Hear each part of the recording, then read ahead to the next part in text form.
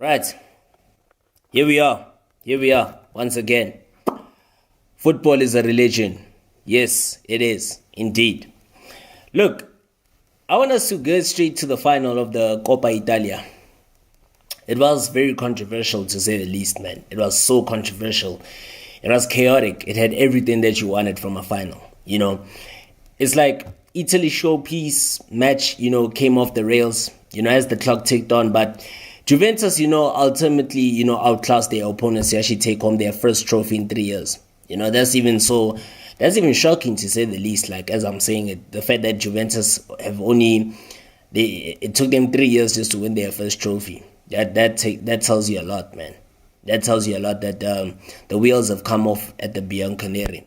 Hopefully, this will be the beginning of a new dawn, in Turin. Because the last time Juventus won a trophy, it came in the Coppa Italia final in 2021. And the very same opponent was Atalanta. So on Wednesday evening, Juventus' only shot left at a trophy for the 2023-2024 season came in the Coppa Italia final. And once again, the opponent was Atalanta. Let's look back. Andrea Pirlo's Juventus came into that particular final 3 years ago as the decided underdogs against an Atalanta team that was like at the absolute height of their powers under Gianpiero Gasperini. And this very year, Massimiliano Allegri's men came even more firmly entrenched as the underdogs. Atalanta were coming into the match, on a tear, taking firm control of the race for Serie A's fifth and final Champions League spot. And then Juventus, they have actually done what they had to do since the end of January. 2 wins and 15 points in their last 15 games, to say nothing of qualifying for this final by the skins of their teeth. And yet somehow they managed to actually win the match. And when they actually achieved so much at the Mbappé Stadium just 3 years ago, So it was an incredibly entertaining game that got more open and less controlled as time went by. And unfortunately, it's likely going to be remembered as much or perhaps more for the abysmal performance of the referee, Fabio Maresca, than anything either team did on the field. But ultimately, Juventus did exactly what they needed to do. And they scored early on, to an excellent goal. And then they defended almost perfectly for after stoppage time, it turned out to be more than a full 90 minutes. They never let Maresca's shoddy officiating bring them to low. And when the final whistle finally sounded, their 1-0 victory touched off wild celebrations on the field at the Stadio Olimpico, But again, I think as South Africans, we often think that, shady refereeing, shady officiating happens in, the DStv Premiership in South African football, but it happens everywhere. Even in this particular encounter between, Atalanta and Juventus, this is a high-profile match, but you still see shady officiating as well in high-profile games, like this one, of this kind of magnitude. Allegri came into this game just missing only 2 players, but one was a dozy Emmanuel Locatelli. He set the game out due to a yellow card accumulation, but Matteo Di was also absent as far as Di was also absent, due to injury. And Allegri, played a 3-5-2 formation, which was basically in full effect. Matteo Perin started in goal, as he usually does in the Coppa Italia. And then he was actually screened by, Federico Gatti and then Bremer, the Brazilian defender. I'm even still shocked that he was left out of the Brazilian squad, even though he had such a decent season, where you have Ede Militao. Yes, he's a great defender. He's a great baller, Ede Militao of Real Madrid. But Ede Militao hadn't played the entire season. For almost the entire season. But he gets the nod over Bremer. But hey, I guess it's football. I guess the coaches, they know better, but I was very surprised that he was not given a call-up to Brazil's final squad of the Copa America, which will be taking place next month in the United States of America, And then Juventus also, in the starting 11, they had Andrea Cambiaso, as well as Samuel, Elling Jr., man the wings, right? On the wings, right? And then they also had Hans Nicolisi, right? And they also had, who else did they have, by the way? Who else started the game? Locatelli was with Weston McKennie. Yes, Weston McKennie.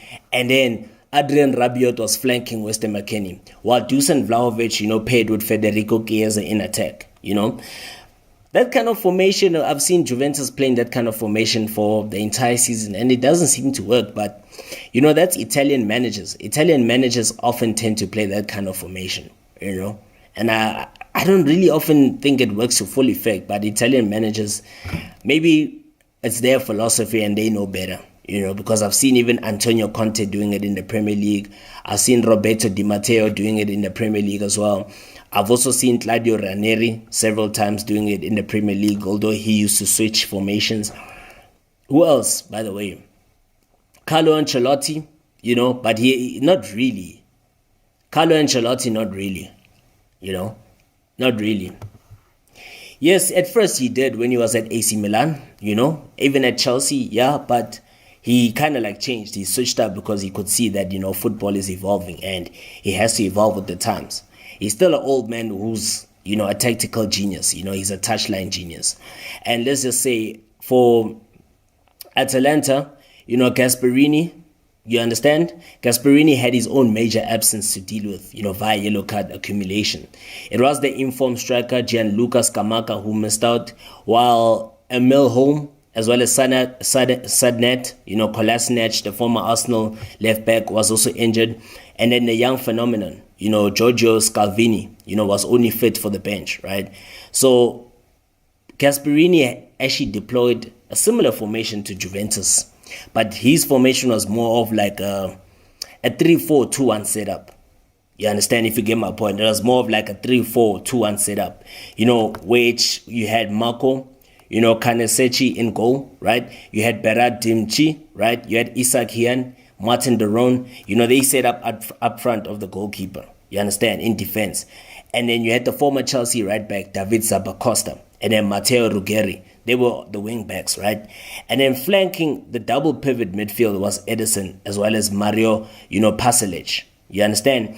And then the Liverpool, the player that's actually wanted by Liverpool, the Dutchman, Tejan Koopmeiners, he was actually partnered with the Nigerian Ademola Lookman, whereby they had to play the role of supporting, Charles, Charles the Catalira, who was the false number 9. He was the number 9. So Ademola Lookman as well as Koopmeiners they were the ones that were supporting in that triangle attack. Basically it was a triangle attack. So they were the ones that were providing the support. And from that particular moment in time, you could see that it was an attack which had a true reference point. I'm referring to Atalanta. But look, they got off to a start that they didn't want. You understand? Juventus, literally, they dialed up things to 11 immediately. Atalanta dialed up things to press in the early moments. But the first time they gave Juventus a few minutes on the ball, they pounced. The Bianconeri pounced. Bremer pressed the ball into the midfield, where actually Weston McKennie flipped it to Cambiaso. You understand? And as he has all season, the Italian actually put out a gorgeous touch pass, sending Vlahovic clean through the defense. And then Hiem caught up with him and tried to disrupt proceedings. But the Serbian, Vlahovic, held him off perfectly and then slotted past, Kanesechi, with his right foot touching off a spate of jubilant celebrations. With basically it was only just 4 minutes on the clock.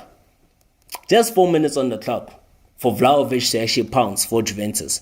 And then, if you have known anything about Allegri over the course of the previous 3 years, to say the least, you have actually forgiven him for ever wondering if Juventus had scored a little too early. The way Allegri has actually played during his second stint in Turin, right? It seemed like 86 minutes plus stoppages was rip, for mounting pressure to a whole scale, while Juventus actually defended for their lives. Juve, they did, begin to drop back. But before they did, they saw a corner from Nicolosi Caviglia, glance just over the head of Gatti, right? And then eventually after after that close call, Atalanta did begin to start dominating possession, but I didn't really see much from Atalanta in the first half. They were just, they were dominating, but they were just unable to. That's why I say give credit to Juventus, because Atalanta in the first 45 minutes of the game, they were unable to create a clear, meaningful opening, which could lead to clear-cut chances, right? To actually trouble, Juventus in any sort of way, right? And from that particular moment in time, we saw that Juventus nearly doubled their lead in the 18th minute. And it was actually Rabiot who was unable to control a gorgeous through ball by Chiesa. And that was like uncharacteristic of Rabiot, And I guess we will see him in the front squad, for the Euro 2024 in Germany. But just to add on, the first half proceeded along the general through line. Juventus actually sat back and defended. Atalanta sent multiple shots towards goal, only for usually to find a Juventus defender ready to block their shots. So Atalanta did try to create half chances, but those half chances in the first half amounted to nothing at all. Because the rest of the first half saw a ton of those blocks. And the only team that actually had a real chance of designing something while he actually visited was Juventus. The Cavaliere spent some time, in attack, and in the 34th minute, he spurned his team's first real chance, just blasting over the ball.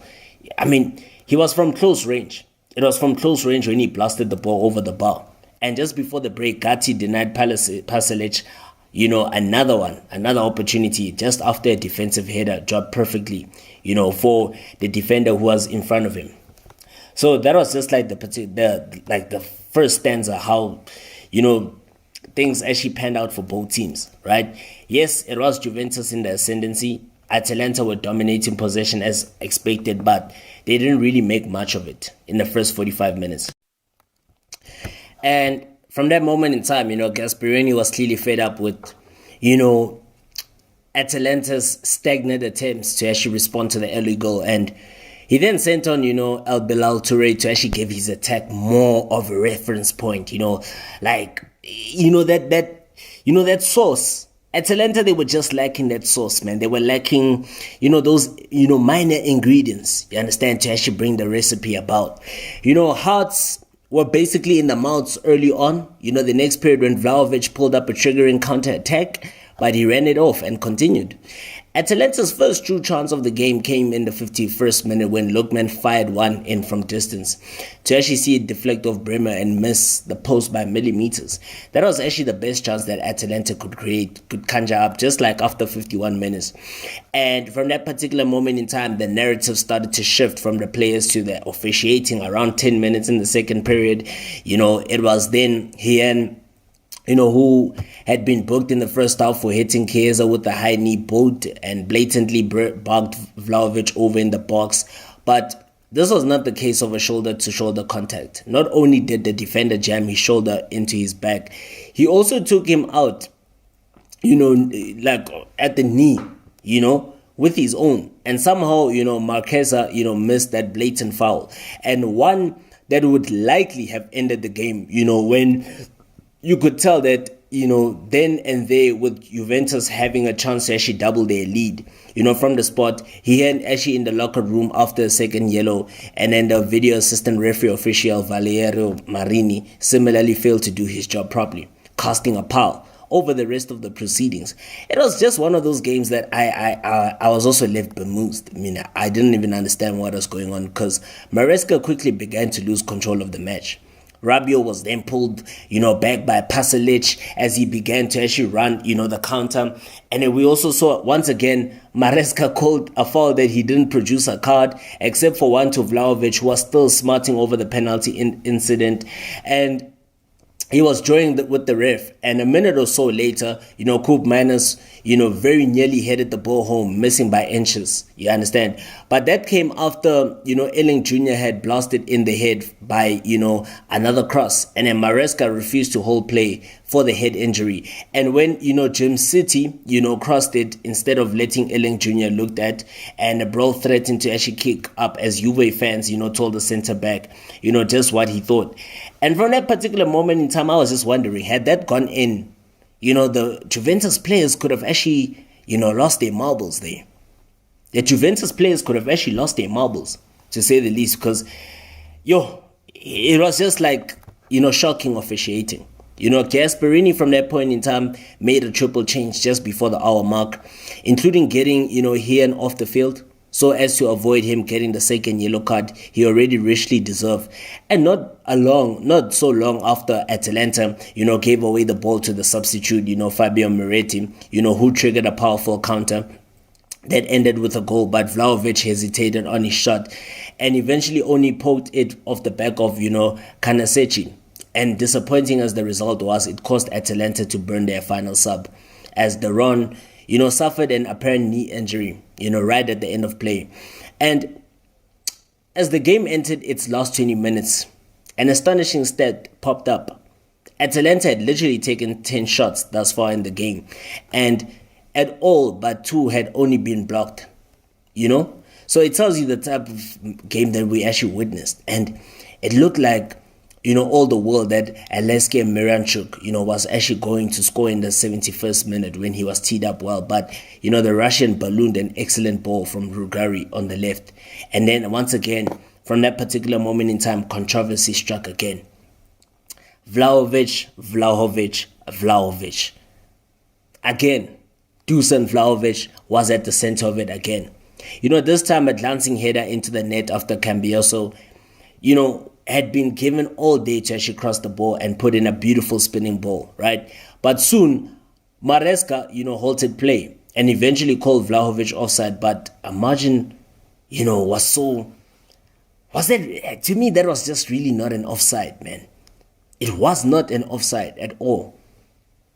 But I guess, VAR only works when it wants to work, because it was like a margin so minuscule as to essentially be the fabric on his jersey and nothing more. It was a ridiculous call that gave Juventus, that prevented Juventus from drifting to the finish. I don't understand how that was an offside. That was insane. That was mind-blowing. That was mind-blowing, to say the least. I just couldn't believe it. I didn't understand how that was actually an offside. And by the last 10 minutes, the game was a frenzy. Lookman thumped the bottom of the post with a shot from just outside the box that had Perin beaten. And then 4 minutes later, we also saw Moretti. He came just as close to sealing the game when he crashed a shot onto the crossbar. And then seconds later, Milik was caught by a high boot in the box by Jimisti, but the clear penalty was preempted by the fact that the Polish striker was offside rather clearly this time. And I can actually agree that that was an offside against the Polish striker. And from that point in time, things just began to, it just continued to spin out of control from a refereeing standpoint. Yildiz was cheated in the groin after he had gone, to the ground near the sideline, prompting another round of, recriminations, but not even a yellow card for the perpetrator. 6 minutes of stoppage time went by on board. And halfway through the time, the last of Maresca's, ridiculous night came to a close. Perin had an excellent save on Edison, one that ultimately hadn't counted because of a foul on Danilo. And it wasn't even immediately apparent that, Maresca had called for a foul. And by that point, Allegri lost his shit. He literally lost his shit. Sorry for swearing, but, Allegri was, he was so furious to that extent where you would think he's going to take off his entire... Like, Allegri, you literally thought that he was going to take off his clothes. First, he took off his jacket, took off his tie. Literally, the guy, you would tell that, hey, this guy wants to take off his entire clothes. All his clothes, he wants to take them out. That's how furious he was. He was so furious. He was left fuming. He was fuming. He lost his shit, man. He ripped off his jacket, screamed in the face of the fourth official, to the point that Maresca sent him off, prompting a sarcastic round of applause by Allegri, who then pulled off his tie and looked like he was about to do the same with his shirt before returning to the fourth official and giving him another face full of volume, to the point where, Marco, Landuzzi, had to gently lead him away, so that's how controversial and so chaotic and, erratic this game was.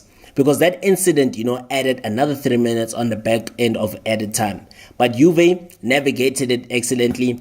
And then When Perin, caught the final desperation launch into the box and Maresca blew his final whistle mercifully, right?